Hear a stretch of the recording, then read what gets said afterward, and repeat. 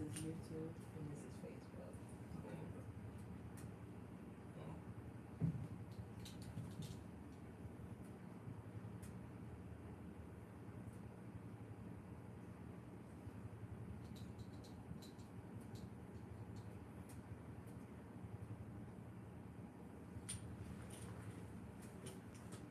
Okay, my Edward. Alton Onten Makra. Alton Onten T Carbon.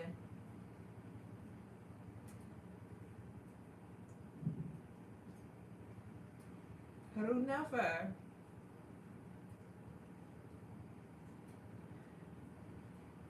No, no.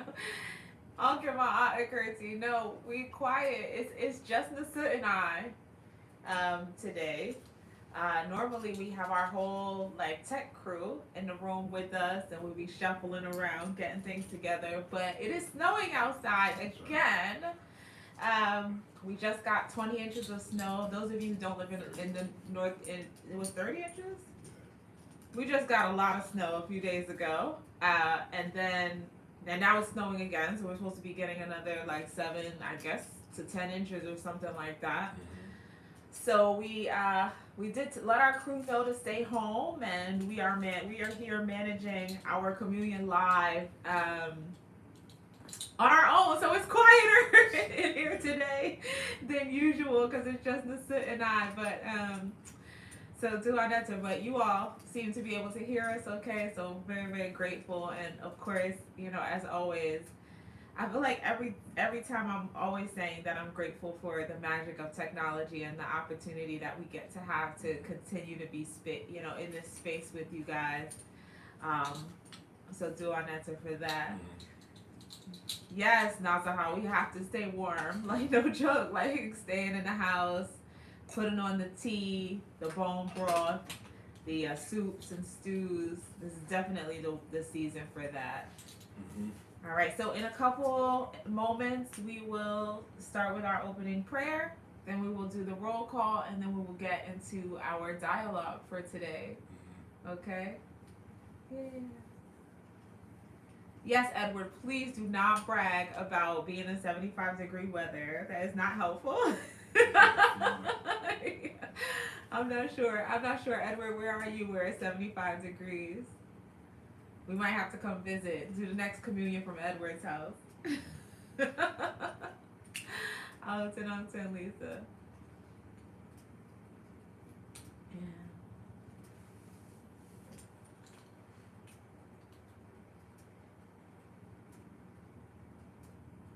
Do our answer.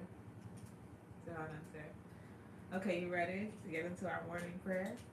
All right, so we begin our prayer by saying Amatu and Panatir, Sawek Tuam and Panatir, Audu Auma, Ketipa Heru. The translation: give yourself to Netta daily, keep yourself for Netta daily, and do it tomorrow as you do it today.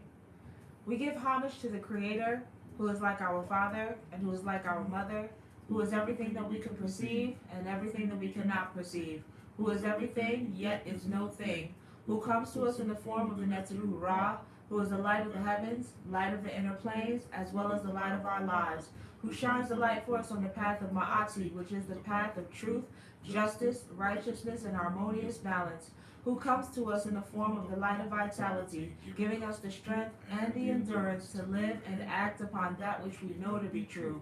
Homage to you, the one who shines in and through us as a beacon of light for those who are blind to the facts of their place, their position, and their responsibility in the divine scheme of things. May we be Ma'akaru, true of thought, word, and deed, to our highest reality, and in the moments of crises and the dark nights of the soul, when it appears that everyone and everything else has let us down, so it is and so shall it be. Everyone say, Amen Ma'at. All right, so some of y'all jumped the gun a little bit. I saw a bunch of people already doing the roll call to let us know where y'all are. So now we're gonna just go back and check and see where. They was not praying with us. They wasn't praying with us. They was telling us where they were. So I know I see the DMV in the building. I know I saw Harlem in the building. I saw Flint, Michigan in the building. I saw Lower East Side of Manhattan in the building. Cleveland, Ohio is here with us. Ankh my Aunt Von Sil. Yes, yes, yes. Philadelphia is here with us. Long Branch, New Jersey. Detroit, Michigan is here. That's what's up. Yes. The planet of Brooklyn is in the house. Spartanburg, South Carolina. Bloomfield, New Jersey. Oakland, California in his house. Lincoln, Nebraska is here. Newark, snowy Newark, New Jersey. Richmond, Virginia is here. Yes, I'm in my odds. Like everybody but New Jersey. Yeah. So that's it. Like 2 people from New Jersey. Phoenix, Arizona's in the house. Yes, that's what's up. Johannesburg, good to see you again. Yes, glad to see you here with us. Newcastle, Delaware, San Diego, California, Okay. Texas City, Texas. Nice, nice. Yes. Madison, New Jersey. More shout outs for Newark. Okay. White Plains, New York is here. Toronto, Canada. Nice. Very, very cool to see you. I don't know if this is your first time joining us, but it's very, very cool to have Toronto in the building. Right. Yes. That's That was awesome. on YouTube or Facebook. It's on Facebook. Yeah. So, there's the Hebrew brothers and sisters. Yes. Okay. London, the United Kingdom is here. Yes. Okay. Our brother Robert, who always joins us from across the pond. Awesome. Well, Dua Netta, we're really glad to see you all here with us today. Glad that staying indoors, we get to indulge in this righteous and respectable, wholesome content together while we're indoors during this wintry, cold weather. So Dua Netta. I'll just share a quick announcement real quick before we dive into our message. We had our 2 orientations for First Eye on Kemet. We have scheduled the start date of the course for Friday, March 5th. So it's not too late for anyone who is interested in joining to be a part of this upcoming cycle of First Eye on Kemet. Shout out to Atlanta. I saw you joined us a minute ago. You guys know First Eye on Kemet is our introductory course. It is geared for folks who are beginners to the tradition. But it's also geared to folks who have been studying on their own independently and maybe want to come together with teachers, with a community, with other students to bring their study, give it some grounding, give it some focus, get some questions answered that they can't answer on their own. We also require First Eye on Kemet as the first step to initiation into the Temple of Anu. So anyone who would like to be a member or a citizen of the temple, First Eye on Kemet is the first step to being able to do that. And so it's not too late. We're still extending our COVID-19 discounted pricing into this cycle. So if you haven't, this is the second time that we've offered this discounted pricing. So if for those of you who are interested, now might be a good time to be able to do it. Take advantage of that discount. Take advantage of the quarantine and the fact that we're all home, or most of us are home, or we're home more than usual. Just a good time to dive into our studies and to strengthen our spiritual and cultural foundation at this moment. And this also gives me a good opportunity to shout out the Ankh Ra clan. I've been shouting them out a lot this week. They are the 9th clan that has been initiated into the Temple of Anu. They were initiated last Saturday, January 30th. And so we're just really excited to continue to welcome new citizens into our community and to build and to grow. One of our main focuses is just how it is that we come together as people to uplift each other and empower and enlighten ourselves. The African way, which is the way of the village, the way of the community, and just being able to build and grow together and support one another and hold each other accountable and encourage one another and celebrate one another. It's just really amazing. And so we're just really grateful to continue to be able to do that work, and really excited for the work that our clans have done and are doing and will be doing.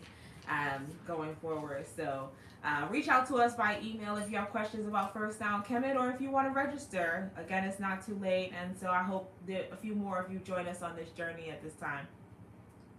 So that's it for me. That's all I got. You ready to dive in? Yes, so. Okay. Yeah. You want me to read it? So today, we're going to have a talk about the basics of divinization. That's right, divinization. So we're going to start off with the quote first, and we'll build from there. Okay. I am reading from the Book of Prayers and Sacred Praises, as found in Selections from the Hosea, which is compiled by Milana Karenga. I'm on page 19. O Ra, I love you, and I have filled my heart with you. You will rescue me from the mouth of the multitude on the day when they speak lies against me. For the Lord of righteousness lives in righteousness. Thus, I will not dwell on the anxiety in my heart, for surely what Ra has said will come to pass. Okay, so let us deal with it. So the basics of divinization, not divination, but divinization. Mm-hmm. So divinization is like throwing the shells, the bones, the tarot cards, doing pendulums. That's not what we're talking about. We're talking about divinization, which is the process of transformation into the actualization of the best version of yourself. Too, yes. So I want to preface the message today by saying that this is one of the most relevant topics that we can ever discuss, because there's a lot of things, there's a lot of information, a lot of knowledge out there that everyone's discussing, but we always tend to gloss over the divinization of the human being. So also I want to preface the whole conversation by saying that the nature of existence is work. I repeat, the nature of existence is work.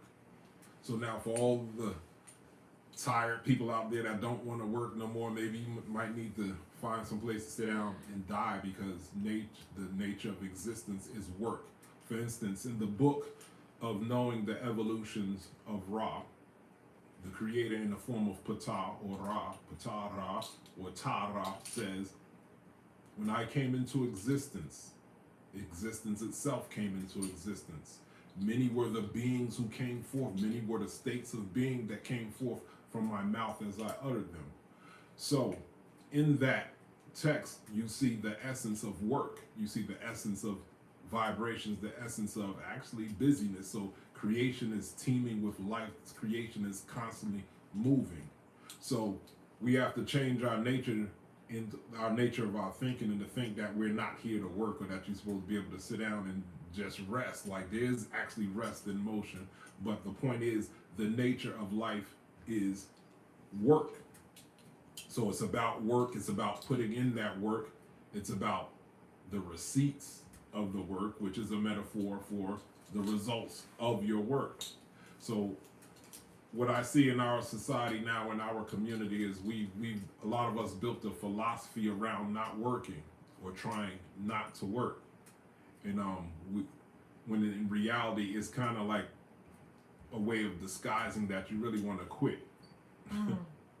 So we couched it with spiritual philosophy, like, oh, I just want to bask in the sun and receive codes of enlightenment, whatever that may mean. And we have to even investigate, is that true? Is there any truth to it?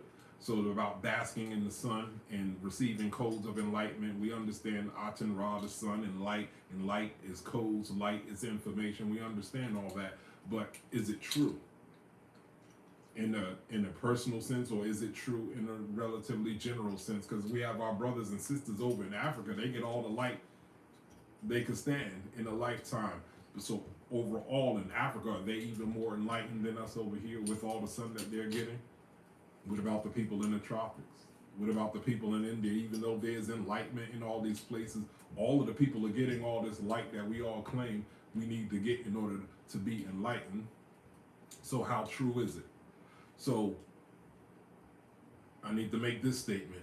There's a difference between meditation and vegetation. There's a difference between meditation and vegetation. Yep. There's meditating and then there's vegetating. Yeah. So you are not a fruit. You're not a vegetable. Your purpose on this earth is to work, not to bask in the sun. The purpose is to work. Like if you check science and archaeology, I stay up on things like that. I think last month or so they had discovered some findings from ancient Pompeii. And what they found was they found a workstation, they found a vendor stand. So that means when that mountain erupted and that civilization died, people were working. So when you dig up the findings of the Neanderthals, you find weapons, you find work implements and tools. When you dig up the findings in ancient Nubia, ancient Kemet, you see buildings, pyramids, architecture, structures. You go to West Africa, you see tools, implements. Everything is implying that people were working. You won't find a civilization of people that died under palm trees just chilling. Like they appear to be just meditating. They just ascended. Like, no, the nature of existence is work. So you're not a vegetable. You are not a fruit. According to one writing, I think it was in the Hermetica, it said, Atum says the universe is not complete, will not be deemed complete until man, meaning humanity, has played its part. So there's work to be done. We're here to work. Your whole incarnation on earth is to work. Get that through your mind. On earth, you die on post. The only people that don't have to work is the severely ill. Those are the only people that don't gotta work. Everybody else, as long as you're healthy, you're going to have to work on some level or not. So you're not a fruit, you're not a vegetable. So the only outcomes, there's only two possible outcomes for fruits and vegetables. One is if you want to bask in the sun, what happens to fruits and vegetables that stay in the sun? They shrivel up. Yeah, and they eventually go bad. So the metaphor with that is, after all of the knowledge that you gain, all the information and all the wisdom that you gain, you mean to tell me that you just want to go off somewhere and just die by yourself and not leave a legacy, not leave anything significant for the next generation? In the text, it's talking about the goal of establishing Ma'at that's been there since the time of the ancestors. And the ancestors they're talking about is Asar and Set, and according to the mythology that they came to give civilization to humankind by establishing Ma'at. So it's always building, nation building, community building, spirituality, and things like that. So the other possibility that could happen if you just stay basking in the sun is what happens when fruit and vegetable has become ripe and you just leave it in the sun. It's either going to wither or die, or somebody's going to pick it up and eat it. Right. You're going to be somebody's food. And I think we should have learned the hard lesson from 400 some odd years ago when we got comfortable on our spot on the planet and somebody took it. We became somebody's food. So give me a 1 in the chat if you good on learning them hard lessons from before. So the whole purpose of getting woke is about getting to work. You got woke to get to work. It's a 1-1. Y'all don't hear me. So we believe in this concept in metaphysics and spirituality as above, so below, right? As above, so below what? As above, so within, so without, or as without, as within or so without. So we have this image of Ra, or Aten Ra, the so-called disk of the sun, and it has its rays, the Seshet, and they're terminating in the forms of Ankhs. The sun rays, they terminate in the form of the Ankh, which means it implies that it's giving life. So now, in one text it says men, meaning humanity, men are mortal gods and gods are immortal men. Some teach that God or deity is, or man is God or deity in the inverse or inverted. As above, so below. Man or human is the inverted version of deity. So let's go with that. So we have Ra. So we invert that, the inverse of Ra, you have R. I want to do a hip hop quotable. It's been about a year since I did a hip hop quotable. Here you go to Rakim. What do you say? Rakim said, "My name is Rakim Allah of the Aura. A stands for Ra. Switch it around, it still comes out R." So the same principle, as above, so below, inverted. So we're talking about Ra, R-A. He said, switch it around, and you have the word R. For those who know anything about Metal Nature, the word R means to do. is an action. Okay? So when you see the sun rays extending into the form of unks, that's about resurrection. It means get up off your and do something. You have to do something. So you're not a vegetable. You're not here to be a vegetable and just sit still, even though there is a form of stillness and movement. So those who found their purpose and their real purpose of life, they have a sense of stillness in their work. It's only the people that don't know their purpose and just striving to stay alive. That's where all the agitation comes from. Those are the people that's talking about quitting and retiring and going somewhere, almost living in exile because they couldn't cut it. Right. Because a lot of times that conversation is about because you couldn't cut it, because you couldn't conquer and prosper in this world. If we claim to be a powerful people, then at some point you're going to have to conquer, not conquer innocent people. When we talk about conquer, we got to reclaim what was taken from us. So there has to be a conquering spirit in there. Right. So all of those that's talking about quitting is really they're frustrated because they couldn't conquer and they couldn't prosper. So lessons of divinization. Excuse me.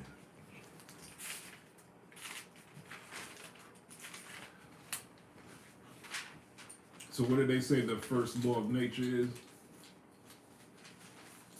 People say the first law of nature is what? Anybody in the chat? Let me see. What do people generally say the first law of nature is? Give it a minute. Come up with it. Order. Gravity. I think you're talking about like the law of correspondence. Nah, y'all getting too deep. Oh. What did they say? The first law of nature is preservation. I never heard of that. Yeah, somebody got it. Self-preservation, okay, self-survival, okay. Self-preserve. Okay. All right, so we have to contradict that because some people drink, smoke, and eat and put all types of things that's contradictory to their preservation. So certain people's way of life is anti-self-preservation. So we have to adjust that thing.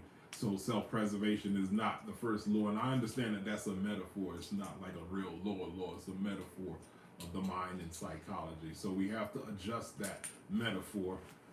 So we have to go with knowledge of self is the first law of nature. So you have to know your self-worth. You have to know that you are something worth saving. So knowledge of self, meaning do you know your connection to source? Do you know your connection to source? And when you know your connection to source, then you know what you have to protect. Yeah. Second law then becomes self-preservation. So knowledge of self, know your connection to the source, know that there's something in you that's very valuable, that has something to give and contribute and establish in the world. And then third is dominion. Dominion is your sacred space. Your sacred space in your physical temple, your sacred space in your head, your home, your sacred space in your tribe, your nation. That becomes your dominion. Your dominion is worth respecting. I mean, your dominion is worth preserving. But that is the beginning of responsibility. So now you know who you are. You know you're something worthy and something valuable. You established your dominion. Now you have to maintain that. In order to maintain that, you have to claim some level of responsibility.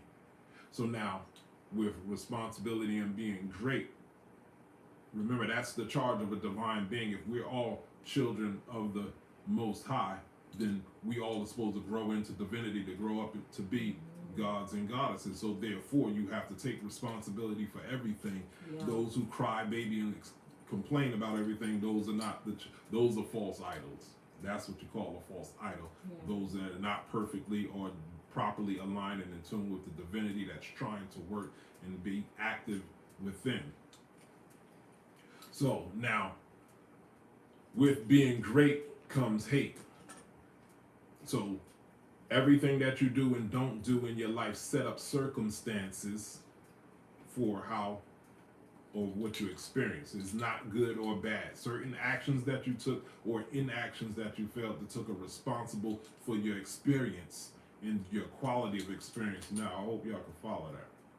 So this is a talk about responsibility. So take responsibility. Certain things you did that gave you accolades, certain things you did that didn't give you accolades, or certain things that you did cause people to hate. You got to take the love with the hate. So with being great, it instigates hate sometimes. So when people are like, well, I'm just trying to be good, why I get all this hate? Or usually goodness comes with being overlooked or under acknowledged. So some people are trying to be good, but they really secretly want to be great, and they were hoping that the world received their goodness as a form of greatness.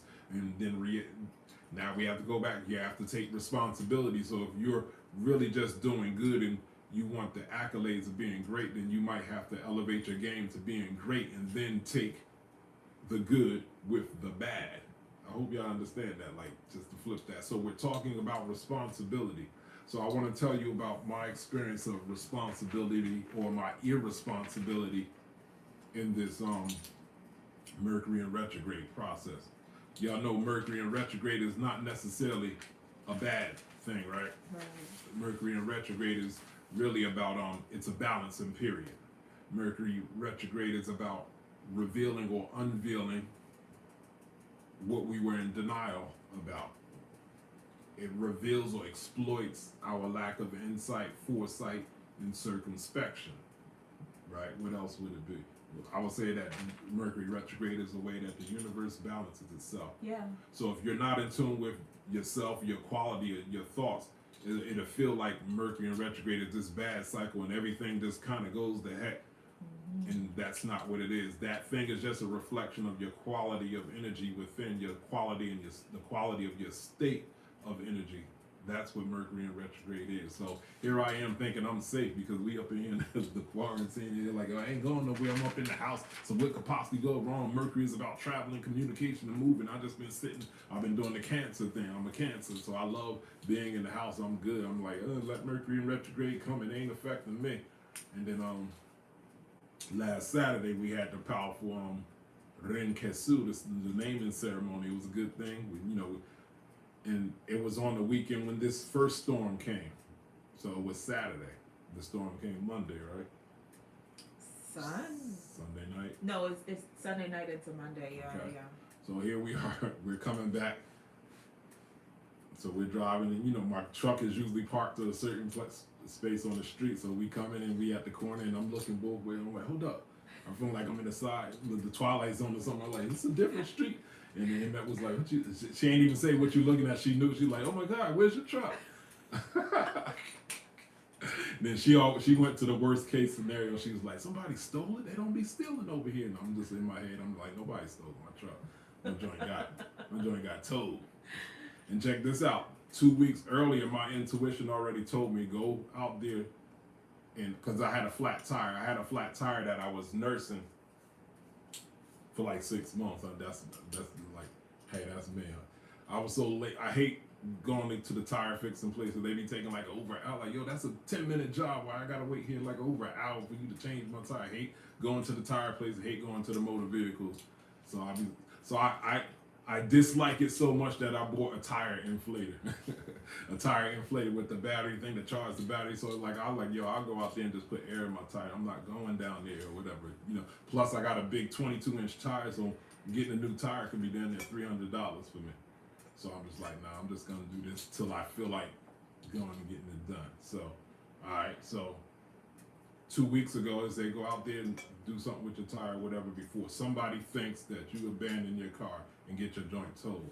So I didn't listen. So the ancestors already told me. Why didn't I listen? Who knows these things? This is the mysteries and the divine order of things. Why don't we listen when we get it way ahead of time? But hey, I slipped up. So I wasn't even mad. I knew what it was about. I'm just like, man, this joint happened. I could have avoided this. I knew the storm was coming. I was told to go put air in that tire before that storm came. I was just like, it's the storm. It's going to be sitting there. I'll just wait till after the storm. I'm just rationalizing not to follow instructions. How many people could relate to that? We get our instructions, whether it's coming from the oracle, whether you get it from messages from me and Emmett, whether you get it from your spirit, we always rationalize and not having to do it. So it's a form of arguing with the divine.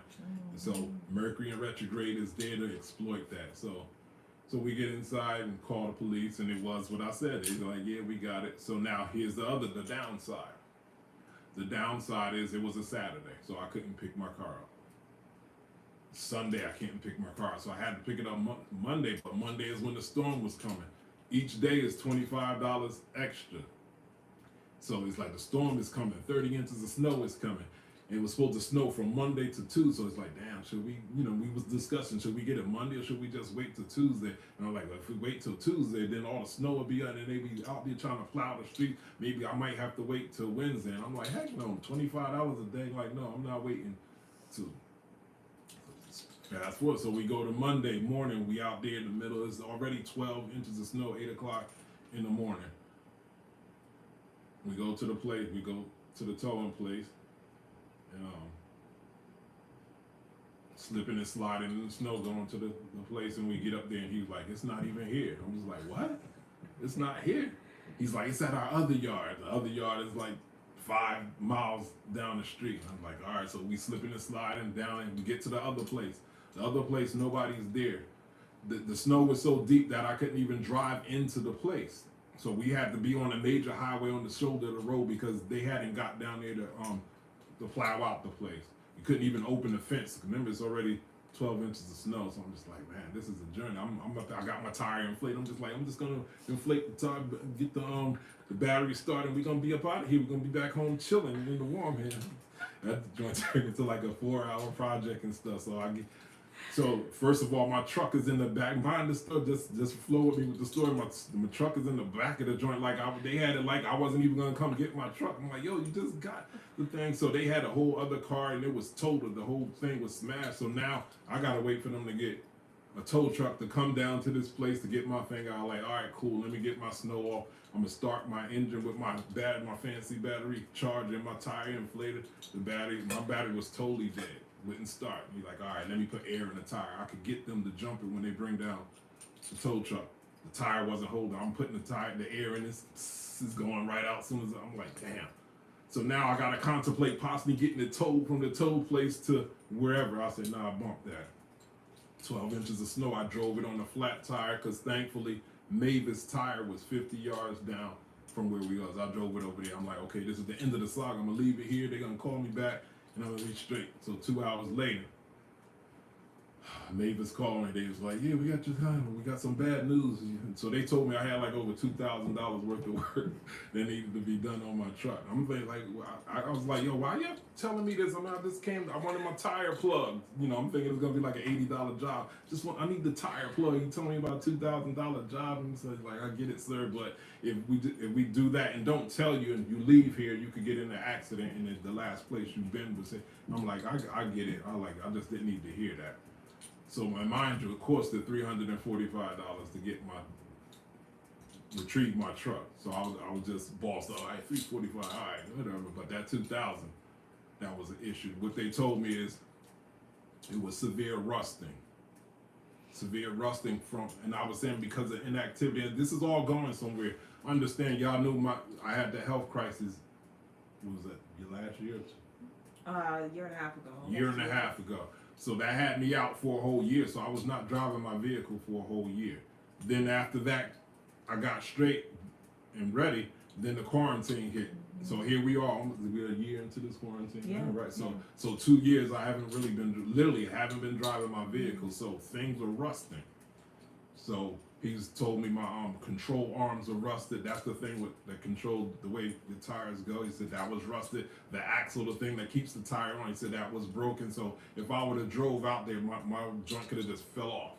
That's how serious it was. So what is the lesson? The lesson is I lack responsibility in this.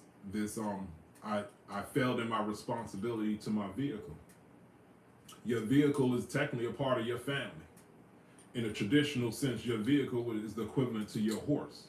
That's why they call the power of the engine horsepower. So it's a horse. So you got to feed that thing. You got to feed it fuel. You got to feed it gas. Not gas, oil. You got to get oil. And don't we talk about the fats and the oils in our diet and stuff? You got to wash it. You got to get the tune-ups, all of that stuff that we have to do for ourselves as well as make sure our loved ones do these same things. So it becomes a responsibility.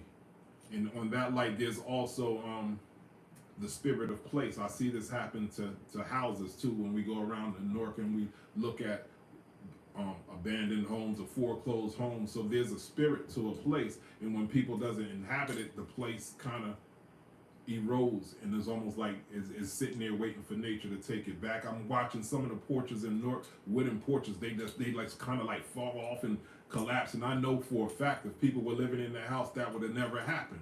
I'm saying shingles fall off the side. I mean, like if people were living there, that wouldn't have happened. So what I'm learning about the vehicle and I'm learning about the houses, these things are relationships that need to be maintained. Now, quiet is kept. This is why the gurus tell you to give up worldly things, because these attachments are relationships that need to be maintained and nurtured. That's going to take away from your focus on your teachings of enlightenment or to stay in tune with the source, because now you got to manage these relationships. Now you got this vehicle, you're trying to meditate on being in union. You're like, oh, you got to get the oil change. Like, damn. So that now that's taken away from my meditation. Can you cut the grass? Like, that's taken away from it. What about the driveway needs to be? Yeah, that's taken. Now you have kids. Oh, the kids got to go to dance recital. So now you got all these relationships that need to be maintained, and you got personal friends and stuff that want to hang and want to be on the phone. So you got a life full of things that serve as distractions, and none of those things are bad. They're what you call positive distractions. You can have what you call is sacred distractions and stuff. So the takeaway is, if you don't use it, you lose it. So I was short-sighted in thinking that because I wasn't using my vehicle, it wasn't gonna erode it. Like it wasn't gonna be any wear and tear. So it is wear and tear from motion, and it is wear and tear from lack of motion. So it was arrogant of me to think my truck is just gonna be ready when I get there to operate at full capacity, and ignoring the fact that it's been sitting 2 years.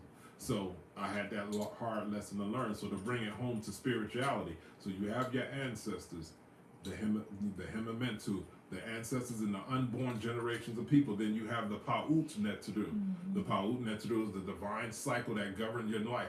They're there organically, just like I got my truck out there organically. That relationship has to be addressed, that relationship has to be nurtured, and that relationship has to be maintained. Just like I had that rude awakening thinking when I got ready, my truck was just going to be ready in top operating condition. So you do not take your ancestors and your deities for granted. Just because you playing around and got unfocused and stuff doesn't mean that your relationship with them is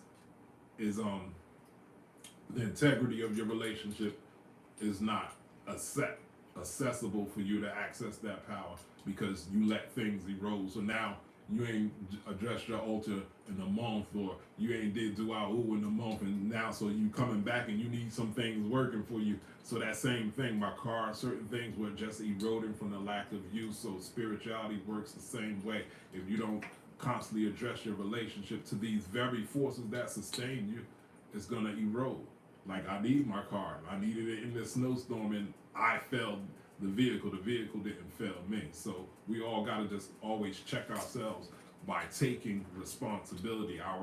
The nature of existence is work, but our responsibility in this nature of existence of work is taking responsibility, because our bodies are the receptacles of the divinity. So it's not working in a sense that you're a slave. You're working in the sense that you're an emissary of the divine. So let's go with that text. Read it one sentence at a time, please. Oh Ra, I love you, and I have filled my heart with you. All right. Oh Ra, I love you, and I have filled my heart with you. So now that word love, what is the word in the sesh for love? Mer. And what is the icon? The plow. And what we said, the plow implies work. So here we go about the nature of existence is work. So it's even telling us the nature of love is work, is something that needs to be worked on. That's right. You got to dig deep. It said, what did it say about the heart? It said, I love you. And I have filled my heart with you. I have filled my heart with you. So when you do the work, you dig deep. It's equivalent to striking gold or striking oil, and it overflows. My heart, what is that again? I filled my heart with you. I filled my heart with you. Then go ahead. You will rescue me from the mouth of the multitude on the day when they speak lies against me. a multitude on a day when they speak lies against me. So I would say in a modern sense, this is talking about all of those people that believe in conspiracy theories and the white man and what they got planned for us and stuff. Those are lies. By now, you should see like 9 out of 10 times all that stuff that people be spewing for the main part of the year never happens, and nobody holds them people accountable for the truths that didn't come. The strategic placement of facts. There's truth that's undeniable, and there's strategic placements of facts that could appear to be true. And so those people are masters at strategic placements of facts that comes off as true. And when it turns out not to be true, they don't even say nothing. They just move on to the next thing that they're trying to guide your attention into the next. You notice how people are trying to keep people focused on fear-based philosophy for 6 months at a time, and they never answer for any of the stuff not coming true. So where was that at? So I'd say that goes back to the. What did you got to say? No, go ahead. Finish. So I'll say that deal with conspiracy theory of people that's just always saying what's supposed to happen, what might happen, they this, they that. They have conspiracies, but we have a conspiracy too. Conspiracy just means to breathe together. Spirit is breath. Con means together. Come together to breathe together. So it's talking about something in the hush hush. So they have their conspiracy plan, and we have our conspiracy. We breathe together too, but we're spiritualists. We're ritualists. We're spiritualists. We're esoteric. So we know the science of breath. So we understand the breath of the alpha, beta, and theta states of breath. So they're breathing together during the alpha breath. That's regular, everyday consciousness. We breathe to go to beta level of consciousness and theta level of consciousness. When we breathe and go to beta level of consciousness, we're in tune with our ancestors and receive instructions from our ancestors. When we go into theta level of consciousness, we're at union with the divine and get instruction from the divine. You see, it's a difference. So let them have their conspiracy theories. Let us have our conspiracy theories. So when we go commune with our ancestors and commune with deity and get instructions directly, and then get that instruction supported by Tepra from qualified priests and priestesses in the system, now we're working with some power. What else does it say?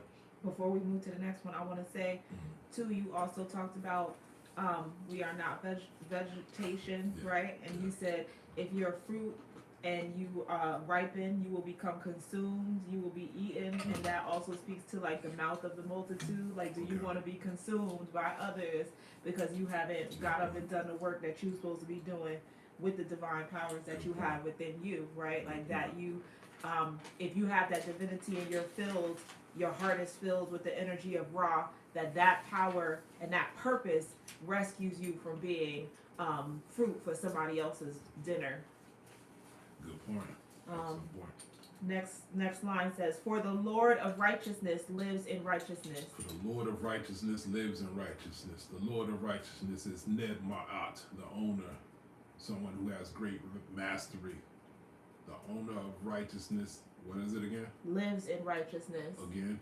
Lives in righteousness. Okay, lives in righteousness. For those who out there who don't know, that is Ankh in Ma'at. Lives in righteousness. The Lord of righteousness lives in righteousness. So we talked about this inversion of the divinity or deity. So man or human is God in the inverse. So those who have great mastery of balance and truth live in truth. So now we're talking about the demonstration of truth, not no philosophical. Oh, Ma'at means truth, justice. Like no, the Lord of Ma'at, the one who masters truth, demonstrates truth. It's a whole different experience. So what does it say again? For the Lord of righteousness lives in righteousness. Go ahead. Thus I will not dwell on the anxiety in my heart. Okay. Thus I will not dwell upon the anxiety of my heart. So it's okay to stay in tune with the news, but then that stuff could be stressful because you're always hearing about somebody else's plan. The conspiracy theory. We hear about their plan. We hear about technology. We hear about the vaccine. That stuff could be stressful.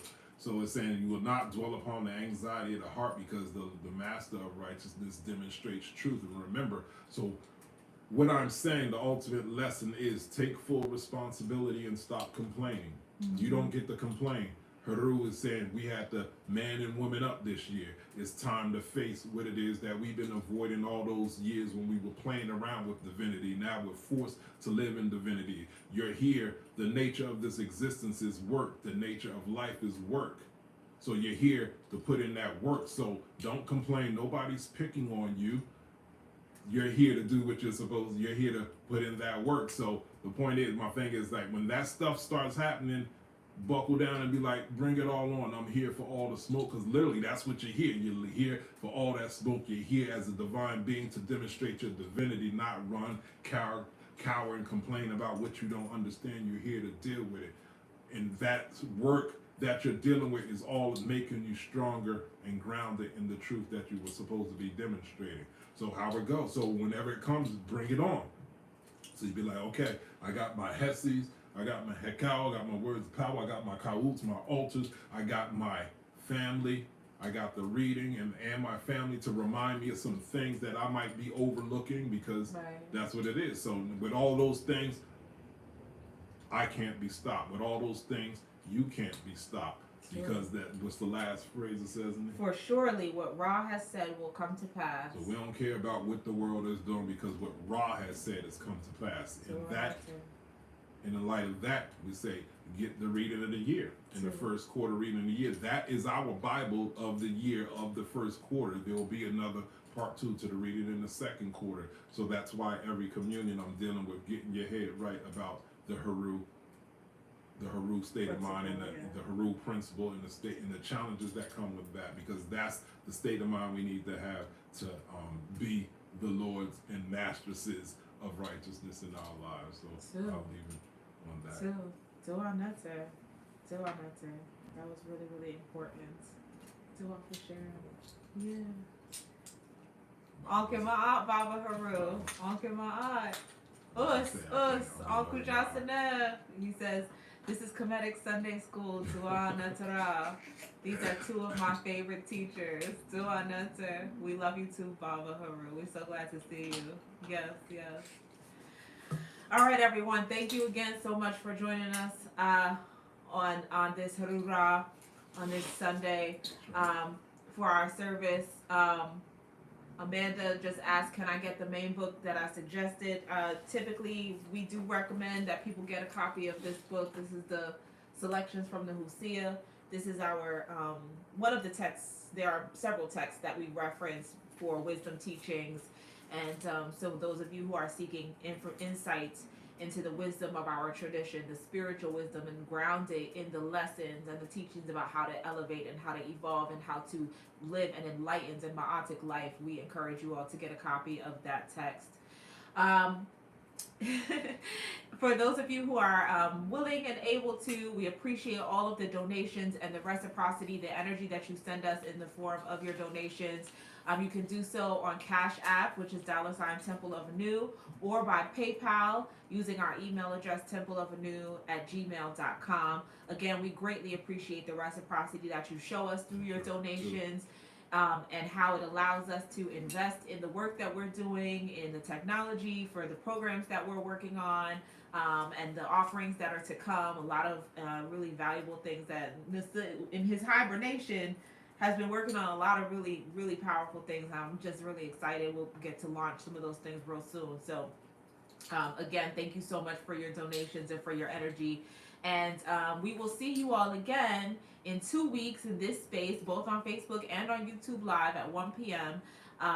For our next regularly scheduled communion. And in the meantime, reach out to us if you're interested in First Time Kemet, or reach out to us if you have any questions. And we'll look forward to seeing you all in 2 weeks. Shami Matep, everyone.